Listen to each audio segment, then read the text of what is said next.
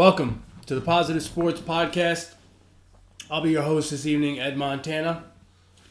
Alongside me today, my brother, Alex. What's going on, man? I would ask how you're doing, but... Yeah, it's a very, this is probably going to be a different podcast than most of our others. Obviously, with the news of, the tragedy that the sports world and just everybody experienced yesterday. We usually joke around a lot and, just get on each other. But, this one, we should probably, just do a little differently and maybe honor Kobe Bryant, his daughter, and the rest of the people that passed yesterday, and kind of reflect and just give you our thoughts on what we thought of Kobe or how we and kind of how we're handling it, right? I mean, I think a lot of people are struggling with it, and it's difficult news to hear whenever someone passes, and someone of the fame and celebrity of Kobe Bryant, I think, makes it a little bit harder. I think when we see someone on TV, we feel like we can relate to them, and a lot of people, looked up to him for his basketball abilities, and more recently for his artistic abilities and him as a dad and stuff. And it's just been a tough day. It's been a really tough day. We're both fathers as well. We've got kids. Ironically, we both have 3 kids. And it's tough. The thing that really struck me was the fact that, his daughter was with him, and, that they were headed to a basketball tournament, that, she was a very good basketball player, and everyone's heard me say that my son plays baseball, plays all these baseball tournaments, and I mean, I can't tell you how much time I've spent in the car with my son driving to tournaments and practice and the batting cages and stuff like that, and how much time my son and I spend in the car together. And and my son happens to be 13. It's really hit hard, and I'm not gonna sit here and I'm not gonna lie. I wasn't the biggest Kobe fan in the world. I thought he was a great basketball player, but I'm not a huge Lakers fan. I wasn't a huge Kobe fan. I thought he was a great player. Right. That's about it. Yeah. But it still strikes you when you hear of a father and daughter passing away tragically like this, and also the other people on the plane, right? We'll go through later on, and we'll have our condolences for all 9 of them. But it's it's just tragic. The guy's 41 years old. Young. There's for me personally, and that's why I say you're gonna get my point of view, Ed's point of view, and if you've heard this podcast before, then odds are, chances are you've heard me, give grief to other basketball or to other athletes or whatever. If this is your first time listening to it, then welcome. But there's a time and place for everything, and you separate things accordingly. For me personally, I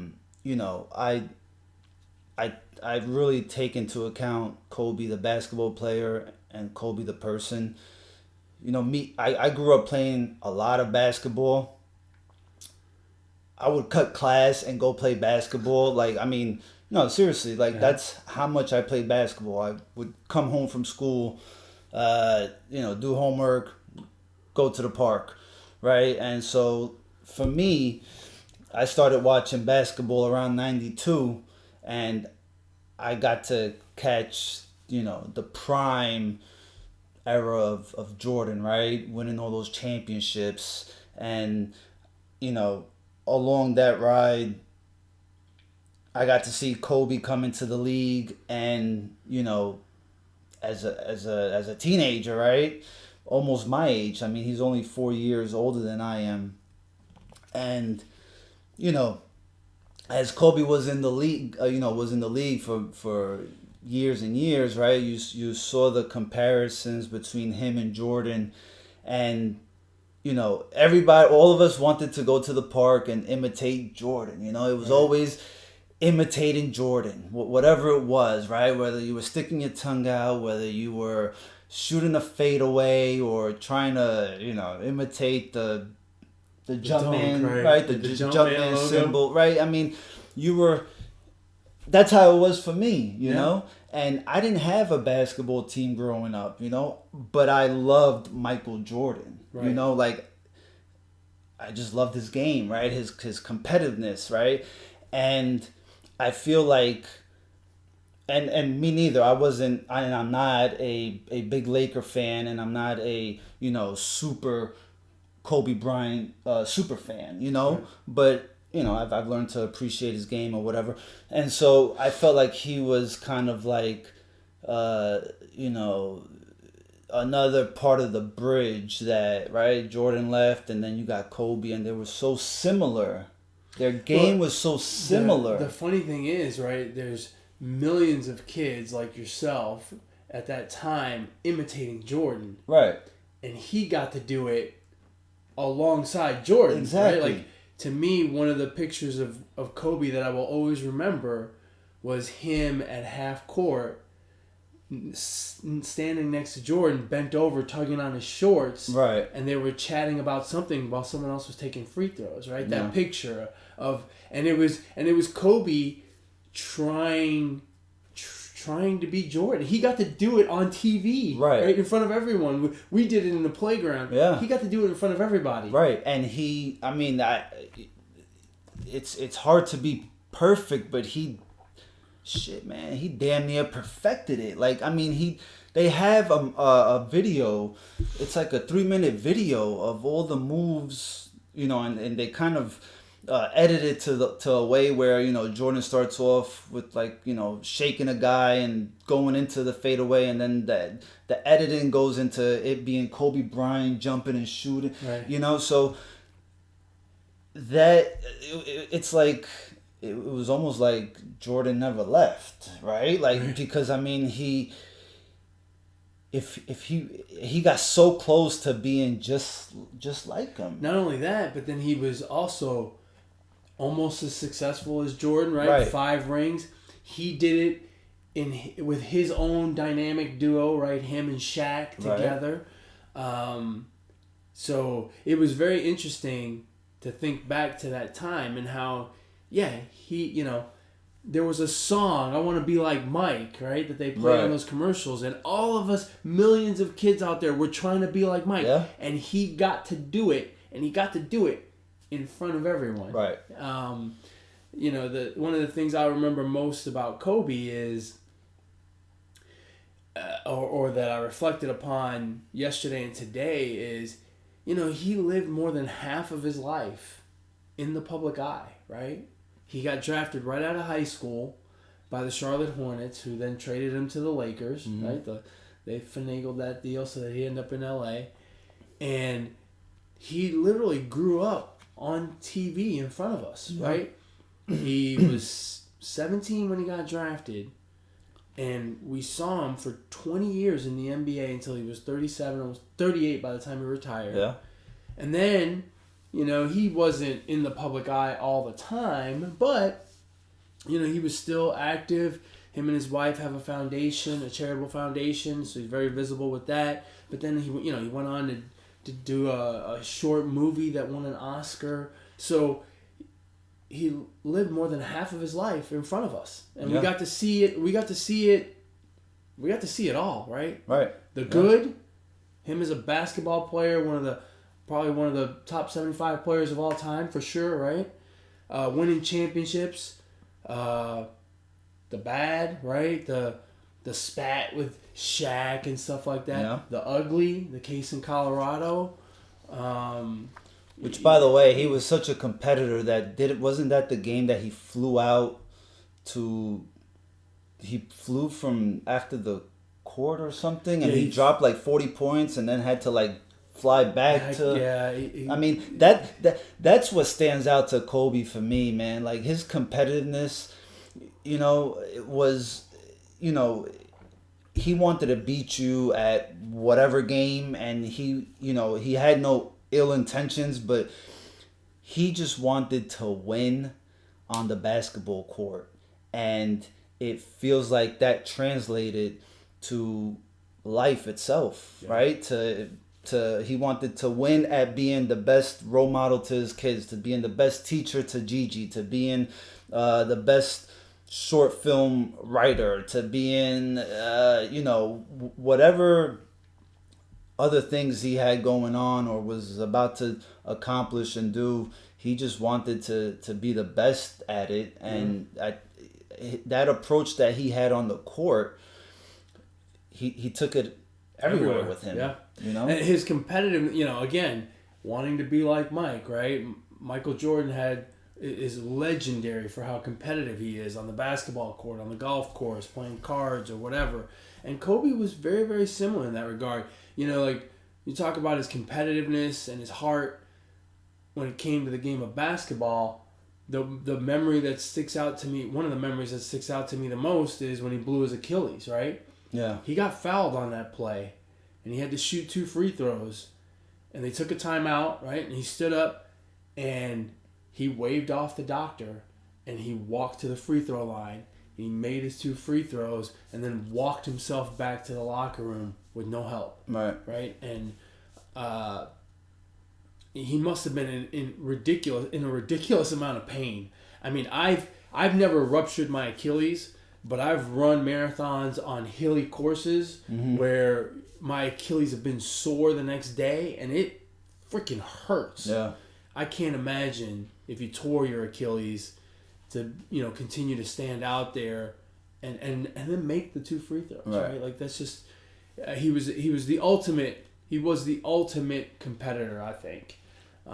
Just an incredible competitor. I know when Michael Jordan was playing basketball, right? Even towards the end of his career, social media wasn't as big, right? Right. It is now, right? And we still have Jordan, but I feel like Jordan is not as accessible as Kobe Bryant has made himself to be, right? So then after basketball, we kind of, he goes into his short film and all this side stuff, right? Yeah. The Detailed, which he does on ESPN, right? The short TV show on ESPN, right? And so he's actively tweeting on social media, and obviously, right? I mean, if you try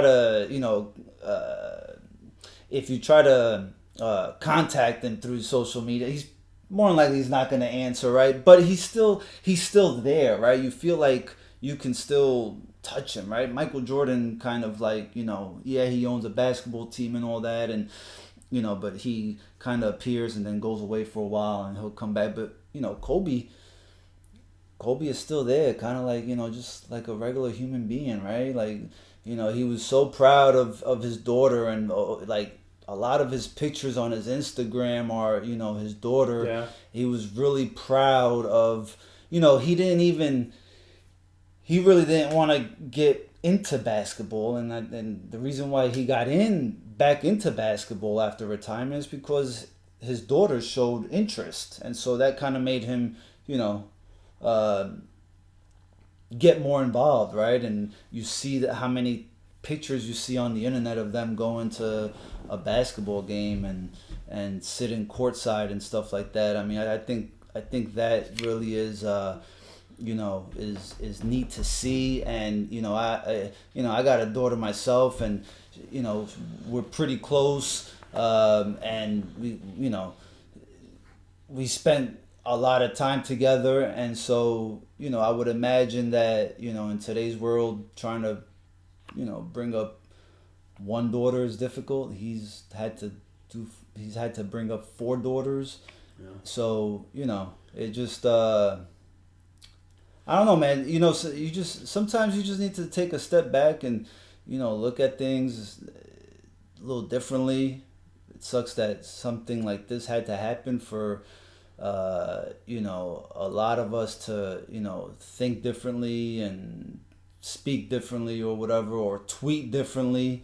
But hopefully it makes good out of people. Yeah, I think, a lot of you're right. We get caught up in our lives and whatnot, and you and myself and Jay are on a text together, and I think the three of us are pretty good about, just talking to each other. And I mean, sometimes we get heated in those discussions, but every now and then, right, something will happen, a holiday or birthday or something, and we'll send out a text that says, "I love you guys," or feeling blessed to have you guys in my life or whatever. And I'm sure that there are a lot of people today that are reaching out to their kids or their spouses or other friends and relatives and saying that stuff. And it's not a whole lot of good that comes out of something like this. It's still very, very tragic, but at least there's that. At least it reminds you to reach out to your kid that you got an older kid that may be far away, your parents, whatever. You just never know what's going to happen in life. Yeah. And you should not wait until you can't tell them you love them. And I don't know why. I mean, Michael Jackson, Prince. I don't know. There's so many people that have passed away, celebrities, singers, athletes, name them. I can't name them right now, but there are so many, right? But for me, this one happened to hit so hard. I kind of still can't understand why. If you didn't show some type of emotion yesterday or today, then you're probably really cold-blooded. You don't care. You don't have any heart. I don't know, but maybe because I don't know. Maybe because I grew up watching him from the very beginning to the very end. I don't know. I wasn't a basketball player, right? There's not too many parallels between me and Kobe Bryant. Like I don't understand how. I don't understand how he's had such an effect on people. Like he's had a direct effect on the city of Los Angeles. Right. He's had an effect on people all over the United States, and he's had a huge effect on people worldwide. China, Italy, right? The whole Europe. The guy speaks 5 different languages. It's just amazing. It's amazing how amazing of a person Kobe Bryant is. Like we really need to appreciate Kobe Bryant and have that, instill that Mamba mentality in us in whatever we do. I think it's a real thing. I think he's made it to where like it's real. Yeah. You know what I mean? And again, there's no parallels. Like I can't relate to Kobe, but for some reason, I don't know. Well, I think it was weird. I think part of what makes it difficult is that he wasn't just an athlete, right? We saw him so much with his daughters over the last few years, especially after basketball, that he's it's kind of weird to say this, but he was a normal dad, right? And you're a dad, and I'm a dad, and I think that's where the connection really kind of happened for a lot of people. That you don't have with all those other celebrities, right? You just didn't see it the same way, and especially for dads that are sports fans, right? Like, your daughter played sports, and so you've done that, going to games and watching them play and practice and stuff like that. Obviously, I have as well, and and that's what we saw from him. And there's millions upon millions of kids in this country that play sports, and they have their dads that follow them around watching practice or watching games or whatever. And I think that is that's the big connection with so many people. And I think that's why a lot of people are taking it hard, because they see a guy that, he was a basketball player and he's a great basketball player and he was famous and blah, blah, blah. But, he kind of really became human to us by the way he's been with his daughters over the last... I mean, his daughters were at the games a lot in his last few seasons. Oh, yeah. So, it's not just the 3 years since he retired or 4 years, however long it's been. It's the, a few years before that. The oldest is 13. And so, we've seen it for several years. And I think that is what's made him incredibly human and what has made this, I think, has hit people particularly hard. Yeah. Yeah, definitely has. Yeah, it's been a tough day. It's been a tough day all the way around. Interviews everywhere with other athletes who knew him, who barely knew him, who, just their memories. You hear sportscasters talk about their memories of their time with Kobe Bryant. If you go on Twitter, there's just a constant flow of snippets from interviews, and it's just... the one that strikes me is the one. There's an interview. There's a snippet of an interview with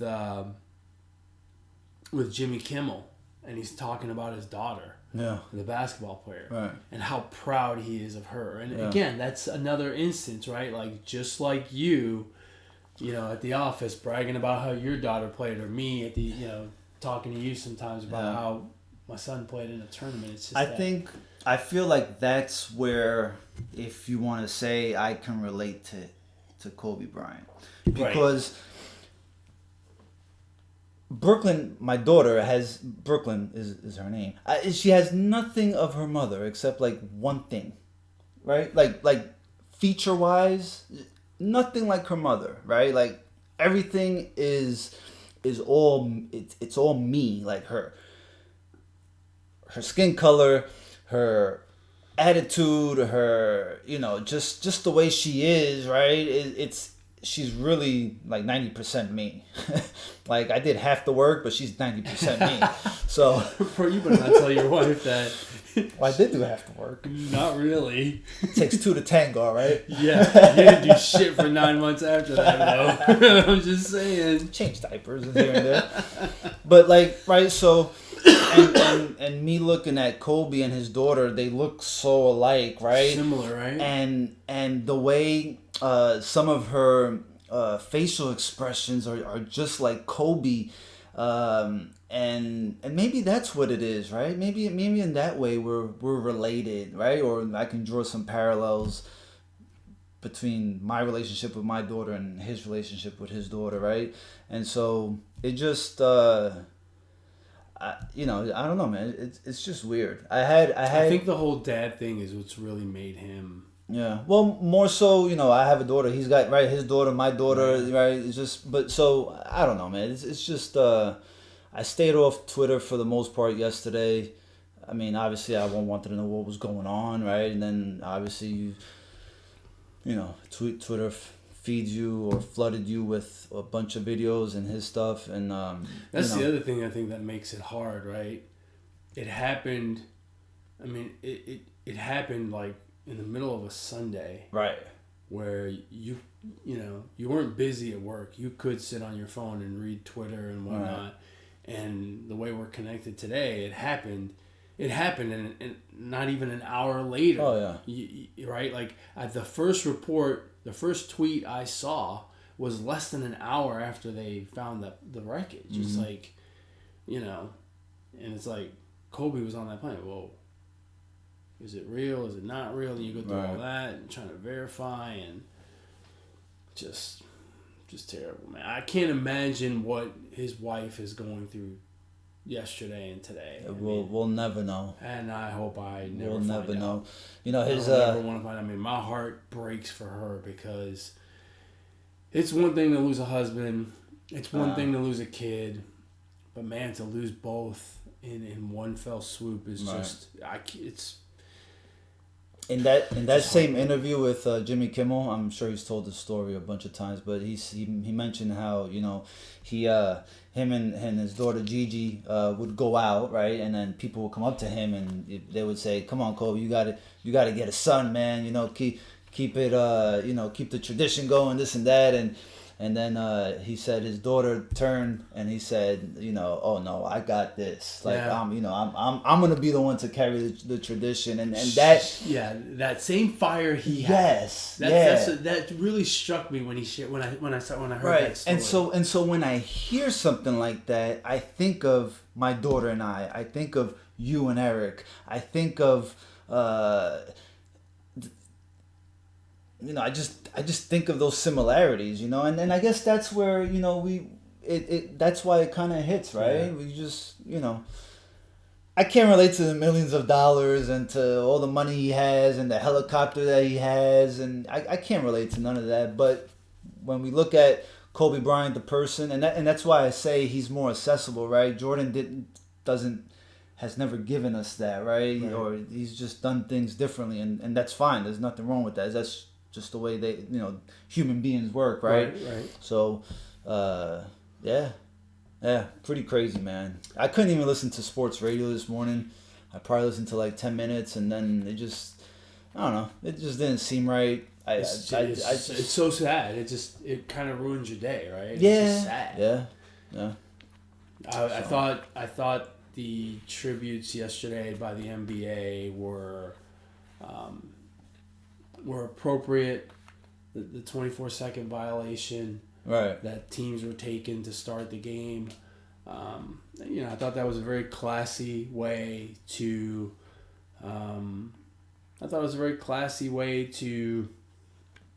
Honor him on the day. You know what it reminded me of? It reminded me of NASCAR when Dale Earnhardt Sr. died. He was number 3. Mm-hmm. They would not race the first 3 laps the following week when they had a race, and then the rest of the season they would everyone would put up 3 fingers whenever it was lap number 3 to remember him. And I'd imagine that the tributes to Kobe will last all year. I don't think the 24-second shot clock violation will go on much more, but probably a week or so. But probably for the All-Star game they'll do it. I'm sure there'll be a huge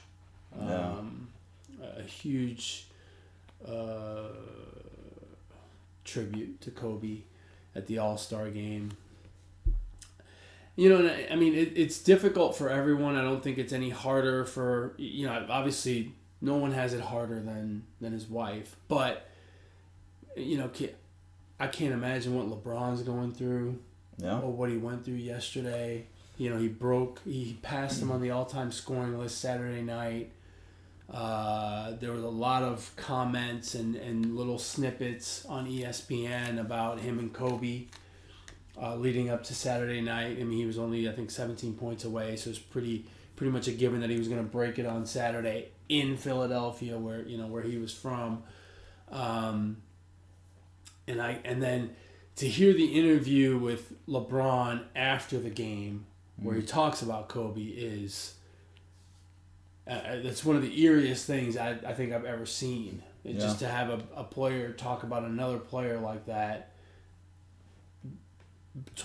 Basically 12 hours before he passes away is just it's freaky. I can't imagine what and he's on the Lakers. He's part of that organization. I think that organization as a whole is probably struggling today, and my heart goes out to them as well. And man, it's just heartbreaking all the way around. Yeah, think about the players. I mean, right? We're talking about how how it affected us and how we're reacting to it. We can't touch him. We can't pick up the phone and text him, call him, right? They were able to do that. The players were able to do that. He had so many relationships, and it's like a fraternity, right? Those guys, everybody knows each other, right? They spend time in the off season, and Kyrie Irving and Kobe supposedly were like really good friends, right? And we seen how Kyrie Irving took it, right?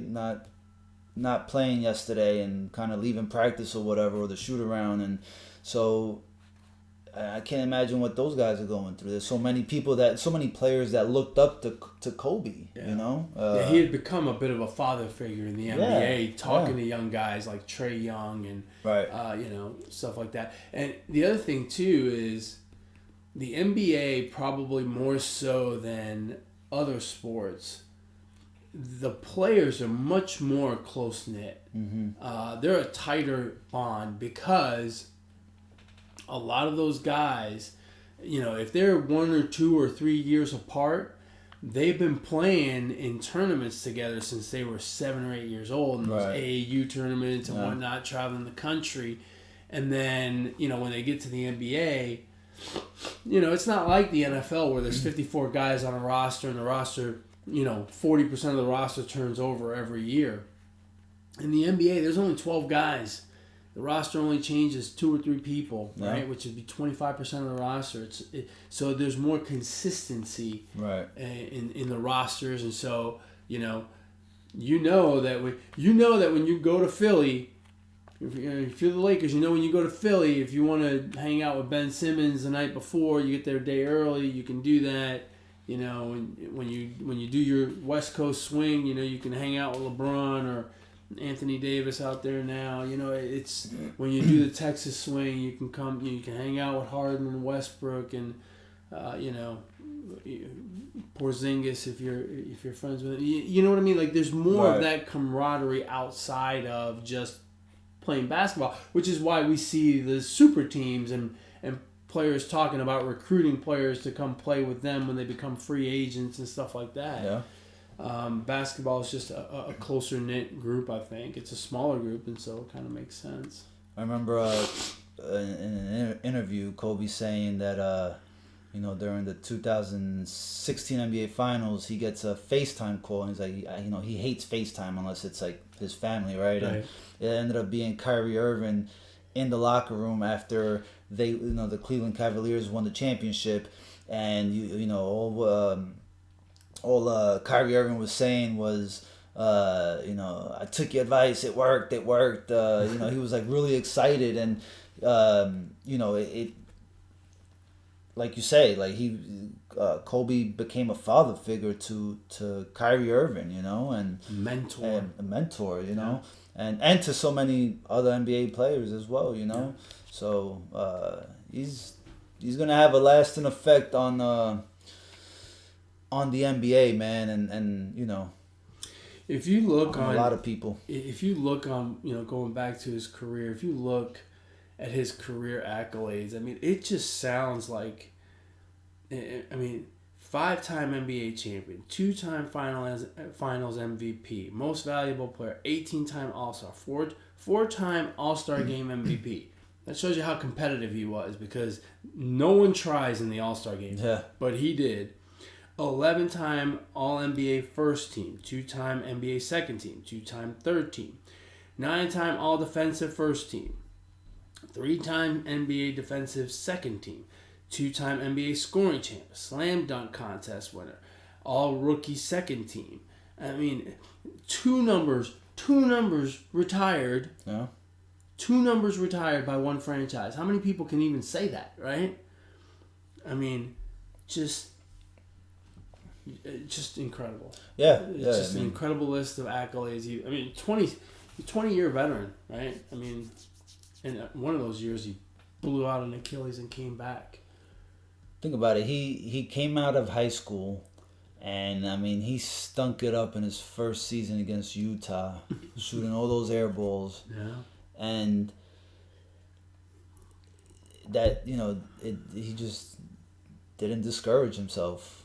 He just kept working. He just kept working, and there's endless stories if you YouTube it on how he be the first one. Jalen Rose was saying it this morning on Get Up. He was like, he embodied all the sayings that we hear first in, first out. He was like literally the first one in, last one out, Right. or first one, last one out. Yeah, first one in, last Yeah, one out. I mean, like, he left it all on the court. He embodied all those sayings that that we use or that. Did you see the clip about him talking about practice? No. He was talking about practice, and he goes, "Practice should be harder than the games." Oh. Right. Right. He goes, "You go to practice. It's not a light shoot around. You go in there. You got to work on stuff. So you got to practice hard." Right. And it reminds to hear that, and to put it opposite the very famous Allen Iverson practice rant that he has, and not to bag on Allen Iverson because he was a great player himself, right. but it's just funny how that just to me shows how competitive he was and what a hardworking guy. And when him and Shaq were at their best, I mean that was just a ridiculous. I mean Shaq was a ridiculous, unstoppable object. But I mean he was a big part of that duo. That and if you think about it, that was probably the last duo. After that, you got into the era of three, right? You had to have, you didn't have to have, but you wanted to have three guys, right? But in terms of duos, that was probably the last one, and that was more of a true duo as opposed to Michael and Scotty, because Michael and Scotty had, they had Paxson and Kerr, who were great outside shooters, Horace Grant on the inside to help them out, getting rebounds and whatnot. So while with the Bulls we talk about Michael and Scotty, there was more to it. And there was more to those Lakers too. I don't want to say that they were, just playing 5-on-2, but man, Kobe and Shaq were the engine of that team for sure. Yeah, definitely. Scored 81 points in a game, right? Which is when you stop and think about that, 81 points. I mean, that's another thing crazy. Jalen Rose brought up, and I mean he was a part of that game, right? Playing for the Toronto Raptors. He said if you look at all of Kobe Bryant's highlights, that game is not there's not many, if any, plays from that game in his top 10, top 20, top 50 highlights. So it wasn't like he said, Jalen Rose said he didn't do any trash talking. He just went out there and played. He was just playing basketball. Yeah. I mean, just incredible. Amazing. Absolutely incredible. Well, hey, I don't know if you want to talk about anything else. Obviously, the Super Bowl is coming up. Yeah. We told people we'd give our picks this week and break down the game. I think we should go ahead and do that. All right. Yeah. Well, yeah. Go ahead. So let's move on. We're moving on, but we're not forgetting. So let's go. We've got I think, to me, one of the most evenly matched Super Bowls that we've had in a while. The last few years, it feels like going into the game, we had a definite favorite one way or the other. Right. We had a definite thought of who would win. Now, it didn't always work out that way, but, we there was a kind of a clear favorite. And by clear, I don't mean 14 points, but, 3, 4, 6, right? We've seen that in the last few years. This year, I feel like it's a pick'em game. I feel like... Damn near. Now I know most of the money so far, and granted there's a week to go, has come in on the Chiefs, but I still feel like it's pretty close, and it hasn't been enough, hasn't been enough to really move the needle. I think it's still at 1, right? Yeah, it's not going to go past 1.5. I don't think it even gets to 2. Yeah, I think it's going to stay right there. So it's pretty much a pick'em game in Miami. The Kansas City Chiefs from the AFC, the San Francisco 49ers from the NFC. Give me your first thoughts when you knew about the matchup last week. What were your first thoughts? Shit, that was a long time ago. I can't think that far back, bro. Come on, man. No, I mean, first thoughts: advantage Chiefs. I think they're gonna win, and they're gonna win convincingly. I don't think it's gonna be as close as we want it to be. Now, do you think that's just because of what you saw them do the last 2 weeks, or do you think they're just that much better than the 49ers? I think they're that much better. I don't know. Something about the 49ers. The 49ers have an excellent. They have a good team. They have an excellent defense. I mean, the running back from the 49ers, I mean, I could run behind that offensive line. I don't think he's that great. Mm-hmm. Jimmy G really hasn't shown me much. I don't really. I mean, if I had to trust a quarterback, it would probably be Patrick Mahomes. That's fair. I know Andy Reid has a knack for blowing games, or not calling the right plays, or bad timing of calling plays or whatever. But I think he's still an excellent coach. I don't know. I don't. I'm not fully sold even at this point on the 49ers, to be honest with you. Wow. So. Wow, what a lack of respect for the 49ers. I know. Look, it's not Joe Montana back there. It's not Roger Craig. It's not Jerry Rice. I mean, I break down the game, right, the way it's going to happen, right? I look at the Kansas City offense against the San Francisco defense and vice versa. Look, the part of the game that's going to be, I think, super exciting to watch is going to be that San Francisco defense against the Kansas City offense. Kansas City has so many weapons on offense, and that San Francisco defense is so good.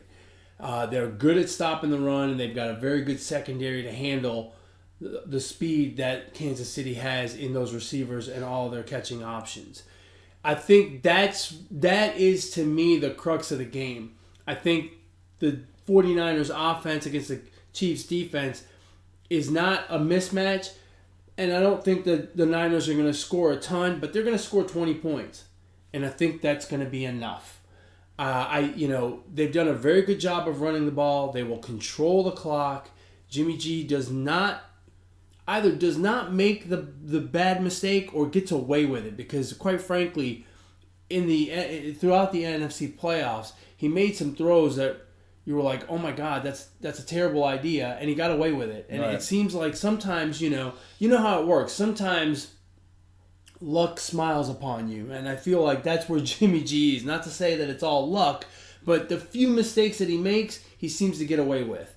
And look, they're going to run. They're going to try to control the clock and really control the football game. And I think their offense and the way they're going to play it is actually going to help their defense.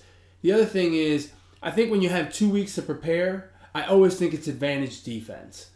They get to rest and heal up. I feel like, I don't know why I feel this way, but I feel like defenses get more banged up in football games than offenses. Mm-hmm. And so 2 weeks off, I think, helps the defense recover more than the offense.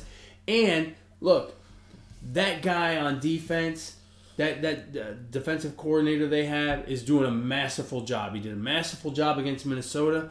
He did the same thing to the Packers. I mean, absolutely dismantled both of those teams in the playoffs. And, he's done it throughout the season to a lot of good teams. So 2 weeks to plan, I feel like he's going to turn around and do the same thing to the Chiefs. And I think it's going to be a close game.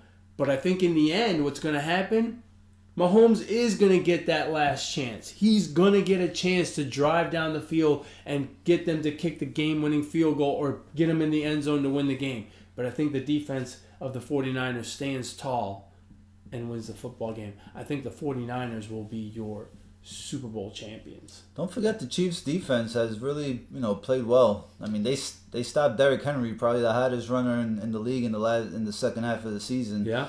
So that defense is not a slouch either, and you give Andy Reid 2 weeks to prepare. He's done pretty well after a bye in his career. So yeah. I mean, I think it's going to be a good football game. It looks very even, but I think Patrick Mahomes You're on the Patrick Mahomes train. He makes that much of a difference, and the weapons that he has, they're fast, they're good. If the Chiefs win, do you think if the Chiefs win, do you think that is the beginning of a dynasty for Kansas City? No. No. No. In football, it's really hard, man. Plus, Yeah, no, I'm not it'll talking, take 2 or 3 years till somebody catches up, and then That's... I'm not talking about the Patriots 6 Super Bowls in 10 years or 12 years, whatever. Yeah, no. But I'm talking about for the next 5-6 like years. Like Cowboys, 3 out of 4. Maybe not even 3 out of 4, but they're gonna make. What's a dynasty? They're gonna make the Super Bowl or a conference championship for the next 5 or 6 years. Well, I mean, I wouldn't call that a dynasty. I think they got to win a Super Bowl to be a dynasty. Well, if they make it to, let's say they make it to 4 Super Bowls and win 2 of them, and they're in conference championships games in the other years, and so over 7 years you're looking at Super Bowls or conference championship, a couple of Super Bowl wins. That to me is a dynasty. A 7-year run like that, that's a dynasty in the NFL. Yeah, I mean, I think dynasties are built by winning championships. So, like, the Cowboys in the 90s, I think that's a dynasty. The Patriots, obviously. What the Yankees did in the 90s, that's a dynasty. They actually won, getting... Yeah, I agree with you. If over the next 7 years they make it to the Super Bowl 7 times, which would be quite a run. But if they lose them all, then it's only appropriate I take a page out of Kobe Bryant and say... participation trophies don't count. So that's for you, Kobe. But they could very well be. But Andy Reid's getting up there in age too, right? How much longer may he want to go, right? Yeah, you gotta wonder. He doesn't want to coach anymore. He's been coaching for a long time. Yeah, he sure has. All right, so 49ers win in your book. Who gets the MVP? It's gonna go to a defensive player. Well, who? A guy on the defense. You think defense, huh? I really think their defense is going to be the difference in the game. I don't know, because it's so rare that a defensive player wins the MVP, right? I feel like in the last 20 years, we've had more defensive MVPs than before. Oh, than before. I thought you were going to say more than offensive players. No way. No. No way if we had 10 defensive players win the MVP. I don't know. If the 49ers win the Super Bowl, the running back Mostert, right? Is that Mostert? He'll have to run his ass off, and he would have to carry the team. He could win the MVP. If I don't know. We'll see. Hopefully they don't blow a lead, Yeah. Kyle Shanahan's coaching that team. Alrighty, man. You ready to wrap this up? Let's wrap it up. There'll be no shout out today. It's like I said, it's been a rough 24, 36 hours or however long it's been since we found out about Kobe, and it's really been sad, and I hope that people appreciate their families and their friends, because unfortunately you never know in this life, and it's unfortunate that stuff like this has to happen for us to realize that sometimes. But I did want to mention the 9 people. I know we've talked a lot about Kobe, but there were 9 people in that helicopter that perished. They had families and friends, and I'm sure that their families and their friends are hurting just as much as everyone else is about Kobe. And so my heart goes out to all of those families as well. So the 9 people were Kobe Bryant, Gianna Bryant, Sarah Chester, Peyton Chester, John Altobelli, Carrie Altobelli, Alyssa Altobelli, Era Zaboyan, and Christina Mauser. For Alex and I, from the Positive Sports Podcast, our little itty bitty show, our thoughts and prayers go out to you and your families. May God be with you during these difficult times, and may you find peace and comfort in the memory of those loved ones. Ignore the negativity. Be the positivity. Peace.